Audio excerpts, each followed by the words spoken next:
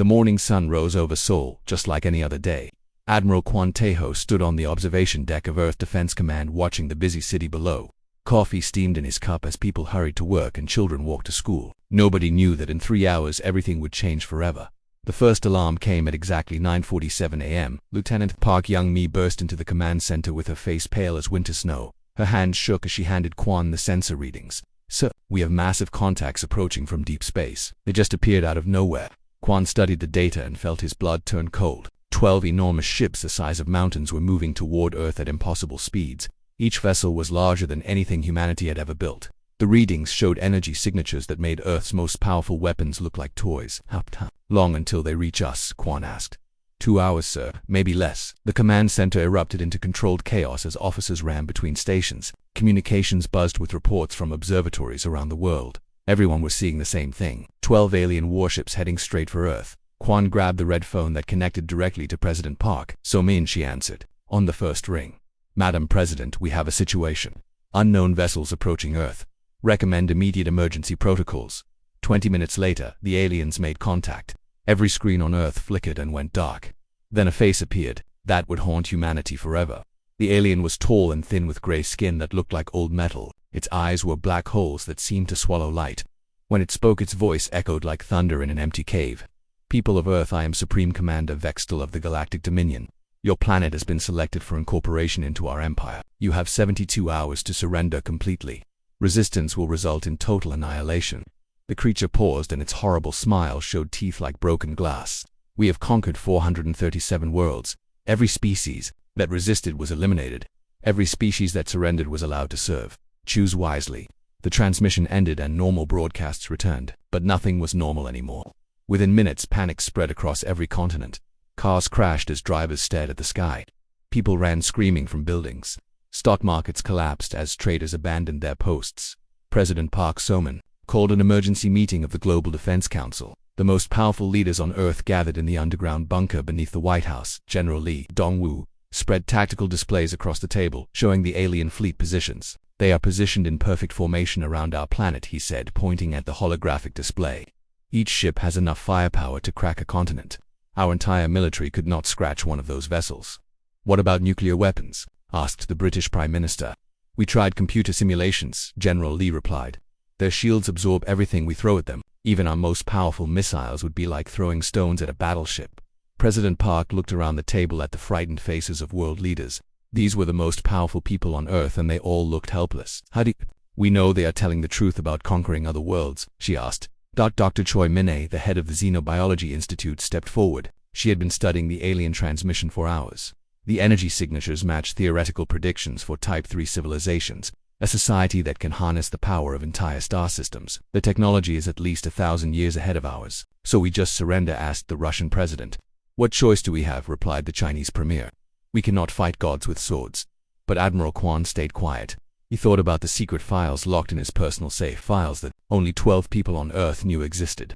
Files that might change everything.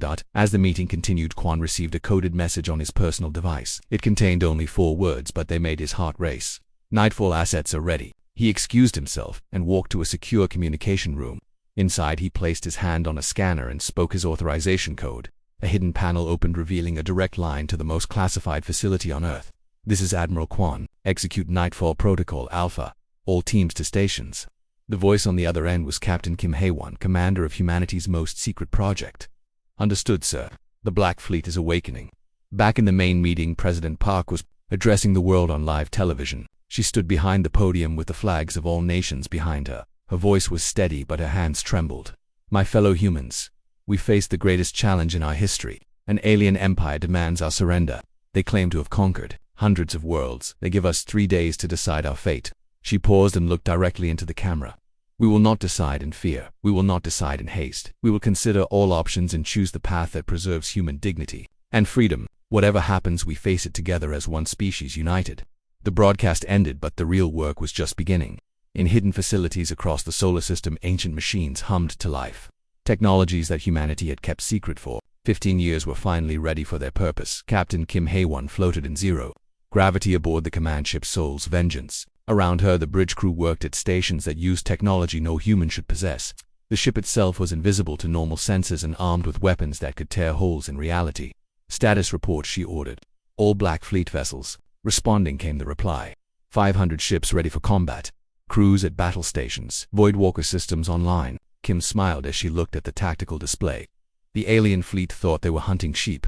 They had no idea they were surrounded by wolves. Outside Earth's atmosphere, the Dominion ships waited patiently. Supreme Commander Vextel reviewed the planet's military capabilities and laughed. These humans had primitive weapons and scattered defenses. Like every other species, they would surrender rather than face extinction. He had no idea that in the darkness between the stars, 500 ghost ships were moving into position. Ships that used technology older than his empire. Ships crewed by a species that had never learned how to surrender. The 72-hour countdown had begun, but the real battle would not be what anyone expected. 15 years earlier, Commander Yun Jiho drifted through the cold emptiness of the Kuiper Belt aboard the research vessel Daejeon Explorer. She had been hunting asteroids for valuable minerals when her sensors detected something impossible. An object the size of a city floating in the darkness between worlds. The object was not made of rock or ice. It was clearly artificial, but unlike anything humans had ever built. Strange metals twisted together in patterns that hurt to look at. The surface was covered in symbols that seemed to shift and change when nobody was watching. "This is Commander Yun to Earth Control," she radioed back to mission headquarters. "I have found something out here, something big." The response came 12 hours later after her transmission had crossed the solar system. "Daejeon Explorer, this is Dr. Choi Min-ae from the Xenoarchaeology Institute. We are sending you a science team immediately. Touch nothing until we arrive." 3 weeks later, the science ship Busan arrived carrying the best alien technology experts. On Earth, Dr. Choi Min-ae led the team that would change human history forever. She was young for such an important job, but her mind worked in ways that others could not understand. The moment she saw the alien artifact, she knew it was ancient, beyond imagination. Carbon dating was impossible, but the metal showed signs of being in space for millions of years. Whatever race built this ship had been traveling between stars when humans were still living in caves. "The design is beautiful," Dr. Choi whispered as she studied the hull through her scanner. "Look at how the materials flow together. This is not just advanced technology. This is art."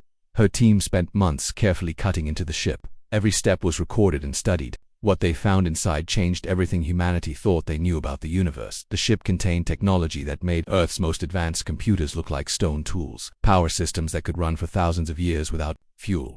Weapons that could tear holes in space itself. But most important were the databanks that told the story of a war that raged across the galaxy eons ago.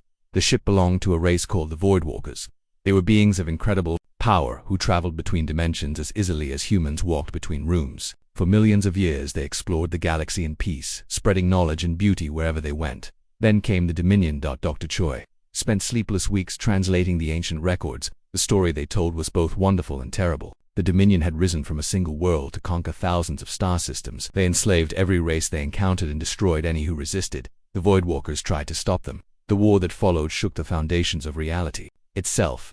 Entire star systems were destroyed in battles that lasted centuries. The Voidwalkers fought bravely, but the Dominion was like a disease that spread faster than it could be cured. On the end, the Voidwalkers chose to disappear rather than be enslaved. They scattered their technology across the galaxy and vanished into dimensions beyond normal space and time.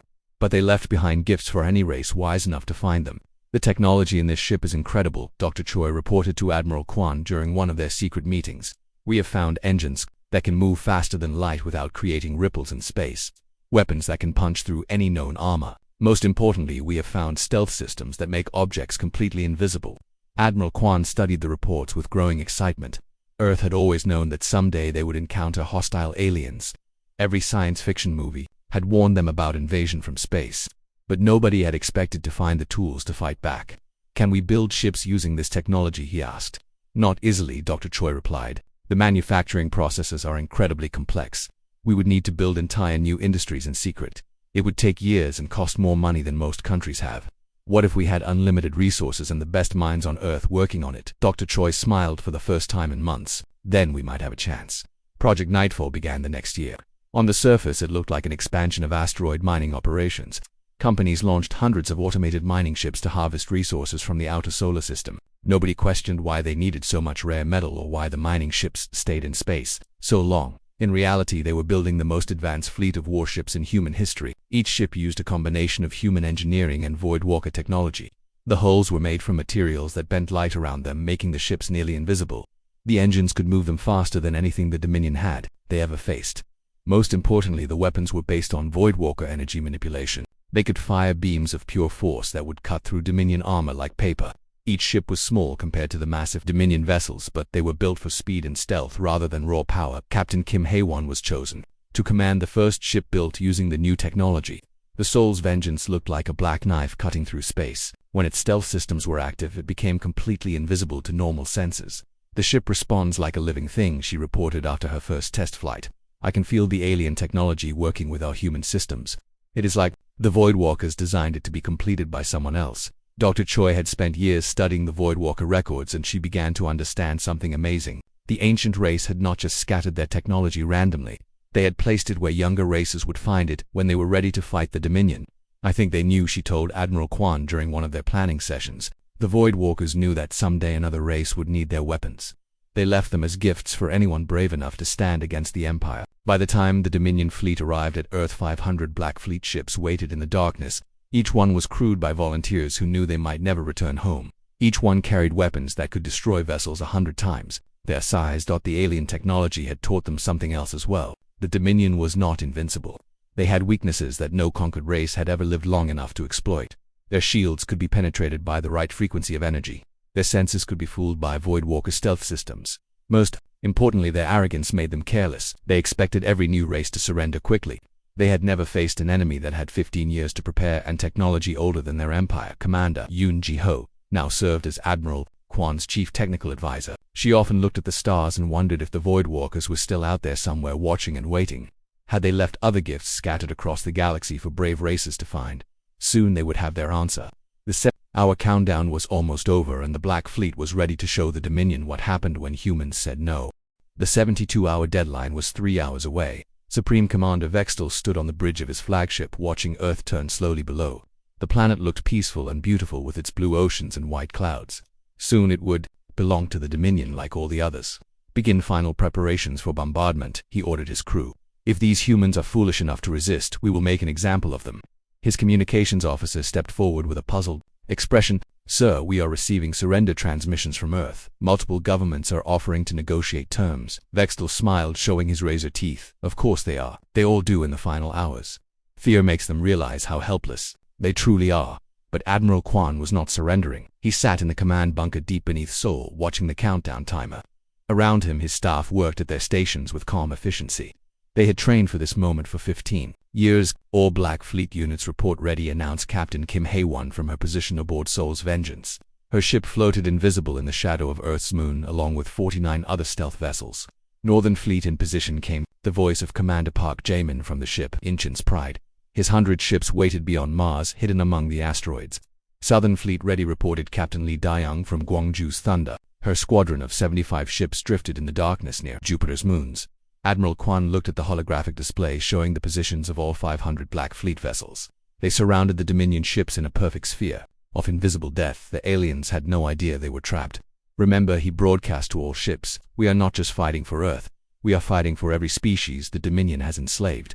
Today we show the galaxy that these invaders can be beaten.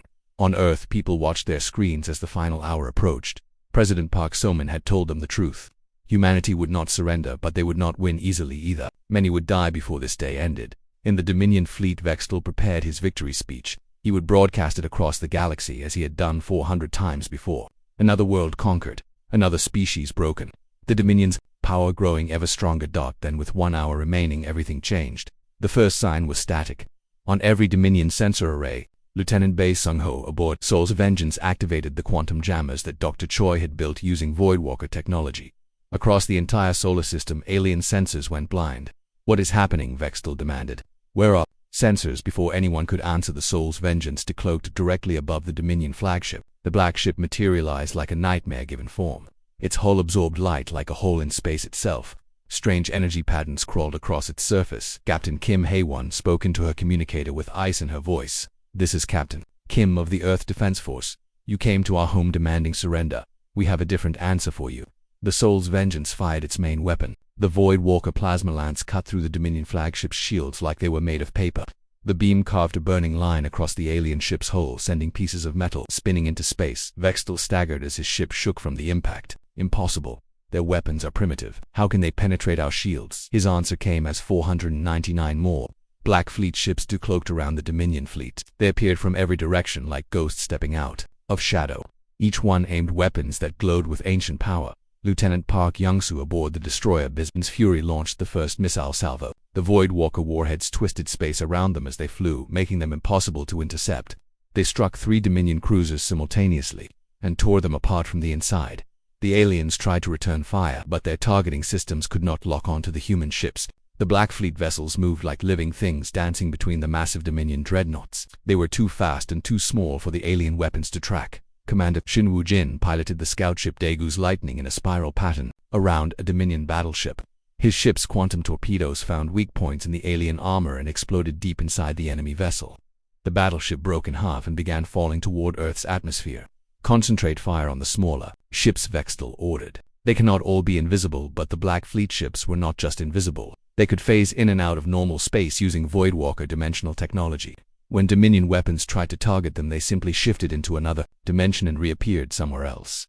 Colonel Oh Kyung-ho commanded the assault ship Olsen's Hammer. His crew used boarding pods made from Voidwalker metal to punch through Dominion hulls. The pods delivered teams of human soldiers enhanced with alien biotechnology. The Dominion troops had never faced humans in close combat. They were used to species that surrendered quickly or died from orbital bombardment. These human warriors fought with a fury that terrified the aliens. They used captured Dominion weapons against their former owners. Major Yoon Soo-jin led one of the boarding teams inside a Dominion heavy cruiser. Her soldiers moved through the alien corridors like wolves hunting prey.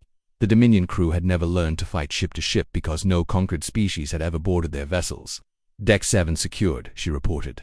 Moving to engineering, "These aliens are not soldiers, they are just bullies who never faced real resistance." The battle raged for 6 hours as the Black Fleet systematically destroyed the Dominion expedition. Each alien ship that fell sent a message across the galaxy. The invincible empire could bleed. The unconquerable fleet could be conquered. Dr. Choi Min-ae watched from Earth's command center as her life's work proved itself in battle. The Voidwalker technology worked perfectly with human tactics and determination. Ancient wisdom combined with human courage created something the Dominion had never encountered. "The flagship is trying to retreat," reported Captain Kim Hae-won. "Should we let it escape to carry word back to their empire?" Admiral Kwan considered the question. If they destroyed every ship, no one would know what happened here. But if they let one escape, the Dominion would know that humanity could fight back. "Let it go," he decided. "We want them to know what happened here. We want every enslaved species in the galaxy to hear that the Dominion can be beaten." The Dominion flagship, Soul's Vengeance, had damaged beyond repair, limped away from Earth carrying the news of their defeat. Supreme Commander Vextel looked back at the planet that had humiliated his fleet. 11 of his 12 ships floated as burning wreckage around the human world. "Prepare a message to the High Command," he ordered. "We have encountered something new, something dangerous. This world must be destroyed before their resistance spreads." But it was already too late. Across the galaxy, enslaved species had heard the impossible news. A primitive world had defeated a Dominion fleet. The empire that claimed to be eternal had suffered its first real defeat in 1,000 years. Captain Kim Hae-won stood on her bridge, watching the last Dominion ship disappear into hyperspace. Around her, the Black Fleet regrouped and began rescue operations for the alien survivors. They would treat their prisoners with honor, even though the Dominion had shown no mercy to others. "This is just the beginning," she told her crew. "They will be back with more ships and bigger weapons. But now the galaxy knows they can be beaten. Now every enslaved world will be watching for their chance." The Black Fleet had risen from the darkness and shown the universe a new truth. Humanity would not kneel, they would not surrender, and they would not fight alone. 3 months after the Battle of Earth, the galaxy was on fire. News of humanity's victory had spread faster than the Dominion could contain it. On 1,000 enslaved worlds, creatures who had forgotten the meaning of freedom began to remember. Captain Shin Woo-jin floated in the command chair of his stealth destroyer Bison's Fury as it drifted through the wreckage of another Dominion fleet. This was the 7th alien armada the Black Fleet had destroyed since leaving Earth. Each victory made the next battle easier as more species joined the rebellion. "Status report," he ordered his crew. 15 Dominion ships destroyed, so replied Lieutenant Kim Min-ho. "We captured 3 intact vessels and rescued 2,000 alien prisoners from the slave holds." Shin nodded grimly. Every Dominion ship they found carried cargo holds full of enslaved beings from dozens of different worlds. The aliens treated thinking creatures like livestock, shipping them across the galaxy to work in mines and factories until they died. "What species are the prisoners?" he asked. "Mostly Kepler natives, sir. Blue-skinned humanoids with 4 arms. Their home world was conquered 6 months ago. There are also some crystal beings from the Vega system and a few others we cannot identify yet." The rescued aliens were always the same when the Black Fleet found them. Broken in spirit and terrified, Of their rescuers, they could not believe that anyone would fight the Dominion and win. Most had never heard of humans before. Admiral Lim Dae-yoon coordinated the growing rebellion from her mobile command ship, which moved constantly between star systems. The Soul's victory was built in the shipyards that humanity had constructed beyond Pluto using Voidwalker manufacturing techniques. It could build new Black Fleet vessels while traveling through hyperspace. Intelligence reports are coming in from across the galaxy, she announced during the daily briefing. 17 worlds have declared independence from the Dominion. 43 others are in open revolt. The Empire is sending reinforcements to every sector, but they cannot be everywhere at once. Major Oh Kung-ho led the special forces teams that captured Dominion technology and interrogated alien commanders. What they learned painted a picture of an empire in crisis. The Dominion had ruled through fear for so long that they had forgotten how to fight a real war. Their military doctrine has not changed in 500 years, he reported. They expect every enemy to surrender after the first demonstration of force. When species fight back, they panic and make mistakes. We can use this against them. The Black Fleet had grown from 500 ships to over 2,000 as humanity built new vessels and alien allies contributed their own fleets. The Kepler natives were excellent engineers who improved human shield technology. The crystal beings from Vega could communicate instantly across any distance, which gave the rebels perfect coordination. Dr. Choi Monet worked with alien scientists to unlock more secrets from the Voidwalker archives. The ancient databanks contained tactical information about every major Dominion weakness. More importantly, they revealed the locations of other Voidwalker artifacts scattered across the galaxy. We have found 3 more derelict ships in nearby systems, she reported during a secure transmission to Earth. Each one contains technology we have not seen before. Weapons that can destroy entire fleets. Defensive systems that make ships completely invulnerable. The Voidwalkers left us everything we need to win this war. General Kong Suho commanded the expanded Black Fleet as it split into multiple battle groups. Each group operated independently, hunting Dominion forces and liberating enslaved worlds. The aliens could not predict where the humans would strike next, because the rebels were everywhere at once. The battle for the Rigel system showed how much the war had changed. Colonel Bae Sujin led the ground assault on Rigel Prime, which the Dominion had turned into a massive slave labor camp. Her forces included human marines, Kepler engineers, and crystal beings support specialists. The Dominion garrison expected the usual orbital bombardment followed by surface invasion. Instead, the Black Fleet ships phased through their defensive shields and materialized inside the planetary atmosphere. Human drop pods fell like black rain, carrying soldiers enhanced with Voidwalker biotechnology.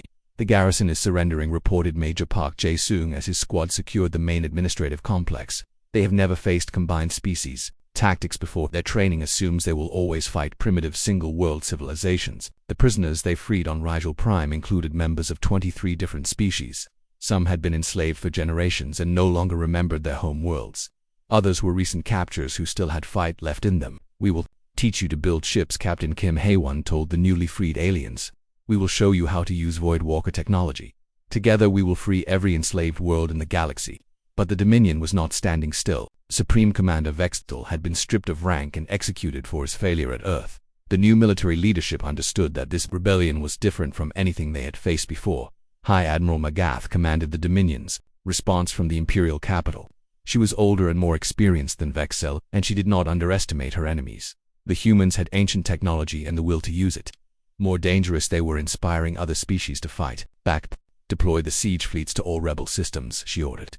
No more small expeditions. We will use overwhelming force to crush this rebellion before it spreads further.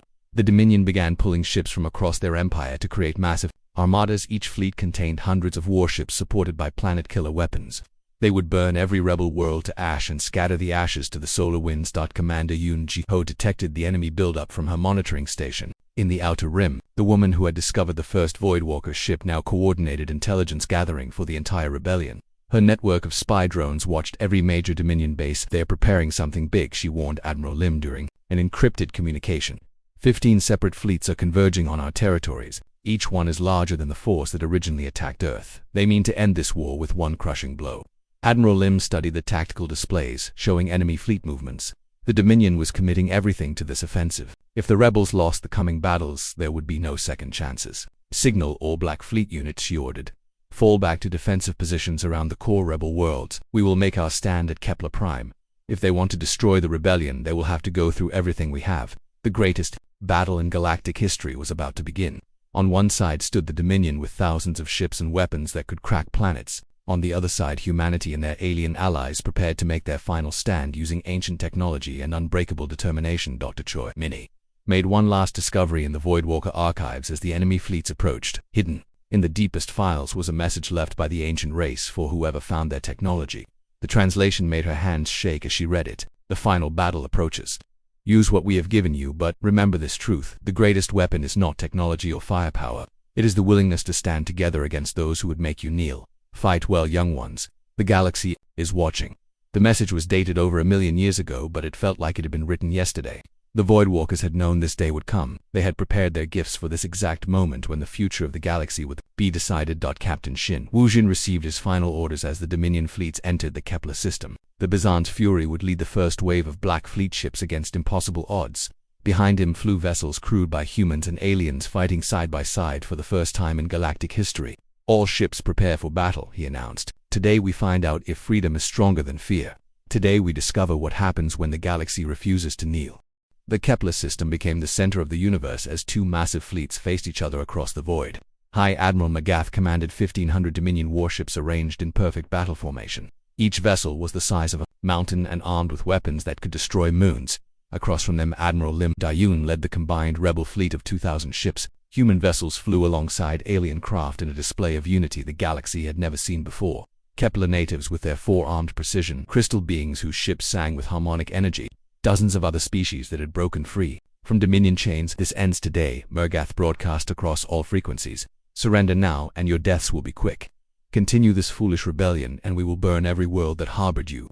Admiral Lim responded with calm determination. We have heard your threats before. They mean nothing to those who choose freedom over slavery. Today, the galaxy learns that empires built on fear can fall. The battle began when Captain Kim Hae-won led the first wave of Black Fleet ships straight into the heart of the Dominion formation. The Soul's Vengeance phased through enemy shields like a ghost passing through walls. Behind her 1,000 rebel ships followed, using every trick the Voidwalkers had taught them, but the Dominion had learned from their defeats. Their new ships carried shield generators that could detect phase-shifting technology, weapons that fired in multiple dimensions at once. For the first time since the war began, the Black Fleet found itself in a fair fight. They have adapted their technology, reported Lieutenant Park Young-soo from his position aboard the destroyer Daegu's Thunder. Our stealth systems are only 50% effective. They can see us coming. Captain Shin Wujin piloted the Bizan's Fury through a storm of enemy fire as Dominion plasma beams lit up space around him. His ship's Voidwalker armor absorbed most of the damage, but he could feel the hull buckling under the assault. All ships focus fire on their command vessel, he ordered. If we can break their coordination, the rest will fall apart. The rebel fleet concentrated its attack on Magath's flagship. Hundreds of ships fired simultaneously, sending beams of ancient energy and quantum torpedoes into the massive Dominion dreadnought. The enemy ship's shields flared and sparked but held against the assault. Magath stood on her bridge watching the tactical display with growing concern. These rebels fought with a coordination her forces could not match. Human tactical brilliance combined with alien technologies she had never seen before. Deploy the planet killers, she ordered. If we cannot defeat their fleet, we will destroy the worlds they fight to protect. 3 enormous Dominion vessels moved toward Kepler Prime.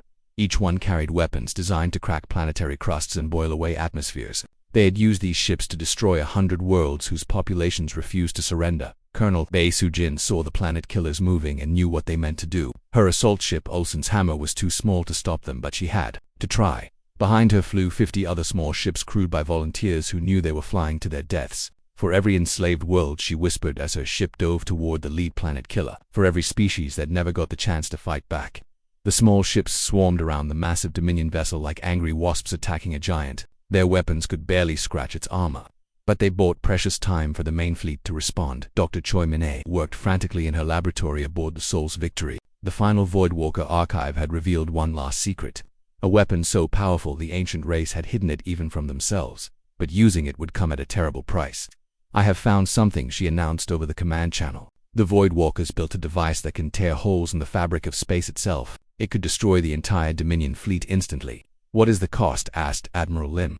The ship that fires it will be pulled into the dimensional rift. Complete destruction. No survivors. A silence fell over the command channel as the implications sank in. Someone would have to sacrifice themselves to save the galaxy. I will do it, said Captain Kim Hae-won from the Soul's Vengeance. My ship has the strongest Voidwalker systems. We have the best chance of targeting the weapon correctly. No, Admiral Lim replied firmly. I am the fleet commander. This is my responsibility. Before anyone else could volunteer, Commander Yoon Ji-ho spoke from her intelligence ship. I discovered the first Voidwalker vessel 15 years ago. I have studied their technology longer than anyone. The weapon responds to understanding, not just courage. It has to be me. Her ship, the Darkened Explorer, had been rebuilt with the most advanced Voidwalker technology available. As she flew toward the Dominion fleet, strange energies began to gather around her vessel. Reality itself seemed to bend and twist in her wake. For humanity, she said, as ancient symbols appeared on her hull. For every species that dreams of freedom. For the Voidwalkers who gave us this chance. The weapon fired and space itself screamed. A tear in reality opened in the middle of the Dominion fleet. Ships that had conquered 1,000 worlds were pulled into the void and scattered across dimensions. In seconds, the enemy formation collapsed as hundreds of vessels simply vanished from existence. High Admiral Murgath watched in horror as her fleet was consumed by forces beyond her understanding. The humans had weapons that predated her empire, technology from a race that had fought the Dominion when it was young and weak. All ships retreat, she ordered. Full withdrawal to Imperial space. Send word to the capital, we cannot win this war. But retreat was impossible. The dimensional weapon had torn holes throughout the system. Dominion ships trying to escape found themselves scattered across the galaxy. Some appeared in empty space light years from any star. Others materialized inside asteroid fields or planetary atmospheres. The few surviving Dominion vessels surrendered rather than face the same fate as their comrades. For the first time in Imperial history, an entire Dominion fleet had been completely destroyed by an enemy they had tried to conquer. Captain Shin Wuji led the rescue operations to save alien crews from the disabled ships. Even in victory, the rebels showed mercy to their defeated enemies. This was what separated them from the empire they fought. The war is not over, Admiral Lim announced to the combined fleet. But today we proved that the Dominion can be beaten. Today every enslaved species in the galaxy knows that freedom is possible. The news spread faster than light itself. On 1,000 worlds, creatures who had lived under Dominion rule for generations began to hope. Rebel fleets appeared in systems across the galaxy as more species joined the fight for liberation. The Dominion capital received the reports with growing panic. Their empire was crumbling as world after world declared independence. The military forces they sent to crush rebellions were defeated by enemies using technology they could not understand. Dr. Choi Minay studied the dimensional readings from the battle and made an amazing discovery. The Voidwalkers had not been destroyed by their weapon. They had transcended physical existence and become beings of pure energy living in the spaces between dimensions. They are still here, she whispered as she detected familiar energy patterns. In the quantum foam, the Voidwalkers never left. They have been watching and waiting for someone worthy to inherit their legacy. As the rebel fleet regrouped around Kepler Prime, strange lights began appearing in space. Shapes that might have been ships or might have been something else entirely. The Voidwalkers were revealing themselves to the galaxy for the first time. In a million years, General Kang Suho received reports of Dominion fleets surrendering across the galaxy. The empire that had ruled for thousands of years was falling apart as its subject species rose in rebellion. The age of the Dominion was ending. Captain Kim Hae-won stood on her bridge looking out at the stars that now shone with the light of freedom. Humanity had kept its promise to the Voidwalkers. They had refused to surrender. They had united the galaxy against tyranny. They had proven that no empire built on fear could stand forever. The Black Fleet had become something greater than anyone that had imagined. Not just Earth's defenders, but the champions of every species that dreamed of freedom. The galaxy would never be the same. Commander Yoon Jiho was gone, but her sacrifice had saved billions of lives across the stars. Her name would be remembered on every world that broke free from Dominion control. The woman who found the first Voidwalker ship had given the galaxy its freedom. The war would continue for years as the last Dominion strongholds fell one by one, but the outcome was no longer in doubt. The empire of fear was dying, and in its place rose a galaxy united by hope. Humanity had answered the Dominion's demand for surrender with something the aliens never expected. They had said no, and made it stick. The stars themselves bore witness to the truth that would echo through eternity. When humanity refuses to kneel, the universe itself holds its breath to see what happens next.